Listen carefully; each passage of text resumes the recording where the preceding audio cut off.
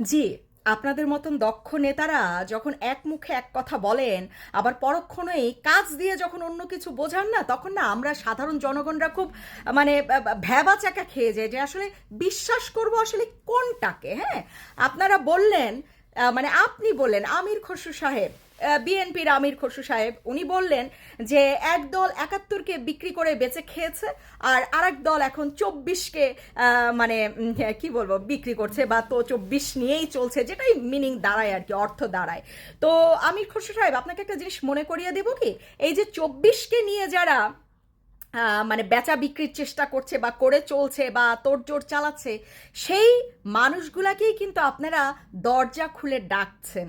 হ্যাঁ, আপনাদের যে আরেকজন কে আছেন সালাউদ্দিন সাহেব, উনি কিন্তু এই মানুষগুলাকেই দলে দরজা খুলে ডাকার জন্য দরজা খুলে বসে আছেন। তা আপনাদের আসলে চিন্তার বিষয়, আপনাদের নিজের দলের যেই নেতা নেত্রীরা আছেন, আপনাদের একে অপরের সাথে কথা হয় কি?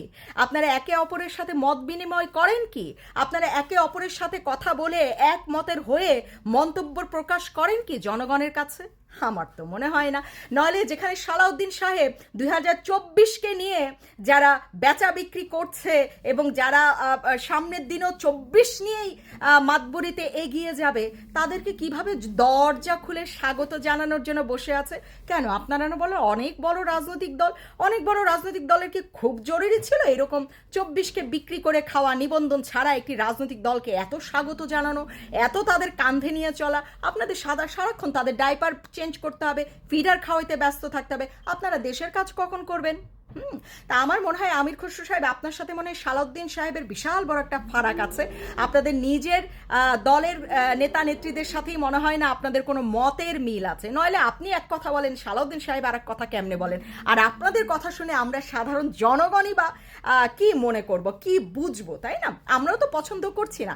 ৭১কে বিক্রি করে খেয়েছে যেভাবে বলছেন, তারপরে ৭১-এর একটা তাৎপর্য আছে। হ্যাঁ, ৭১ হচ্ছে আমাদের এই দেশ সৃষ্টি হয়েছে, কিন্তু এই ২৪ তো দেশ সৃষ্টি হয়নি, একটি সরকারের বিদায় হয়েছে। সেই একটি সরকারের বিদায়কে আপনি কি দেশ সৃষ্টির সাথে আপনারা তুলনা করতে চান? বা যারা করছে তাদেরকে কেন থামাচ্ছেন না, ঠেকাচ্ছেন না? কেন বলছেন না যে ২৪ আর ৭১ তো একেবারেই এক না? ৭১ থাকবে মাথার উপরে, ২৪ থাকবে হাতে, সেটা ঠিক আছে, কিন্তু আমি ৭১কে কোনো না কোনোভাবে মাথার উপর থেকে ফেলে দিয়ে আমি ২৪কে মাথার উপরে রাখার চেষ্টা সম্ভব কি? কোনোভাবেই সম্ভব না। তো যাই হোক, আপনাদের এইরকম বিচক্ষণ সিনিয়র নেতাদের কাছে আমাদের মতন সাধারণ জনগণের আকুল আবেদন থাকবে, নিজেদের দলের নেতাকর্মীদের সাথে কথা বলুন, তারা কি করছে, কি মন্তব্য জানাচ্ছে জনগণকে, সেটার প্রতি অবগত থাকেন এবং তারপরে একটি মন্তব্য আমাদের জনগণের কাছে পৌঁছান।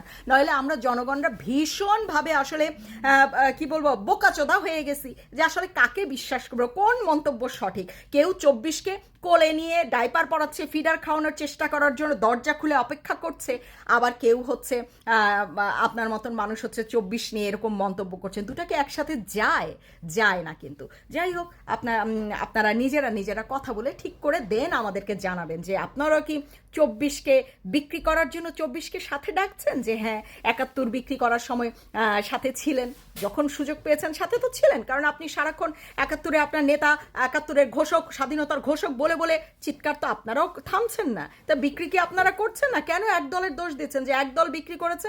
এক দল যদি বিক্রি করে থাকে তাহলে আপনারাও কম কিন্তু বিক্রি করেননি, এখনো করে যাচ্ছেন। হ্যাঁ, ৭১ আপনাদের নেতা সম্পর্কে ভালো কিছু বলার দক্ষতা আপনাদের নেই। কোন কোন কাজ করেছে দেশে আপনার নেতা, সেটা বলার কোনো দক্ষতা আপনাদের নেই। আপনারা বলতে পারেন শুধু আপনার নেতা ৭১ স্বাধীনতার ঘোষক ছিল, এতটুকুই। তা আপনারা বিক্রি করছেন না? আপনারা কি বিক্রি করছেন না ৭১কে? অবশ্যই করছেন। আপনারা এমন একটি রাজনৈতিক দল, আপনারা ৭১ও বিক্রি করছেন, আপনারা ২৪ যারা বিক্রি করছে তাদেরকেও সাথে নিয়ে ২৪-এর ঘাড়েও পা রাখতে চাচ্ছেন।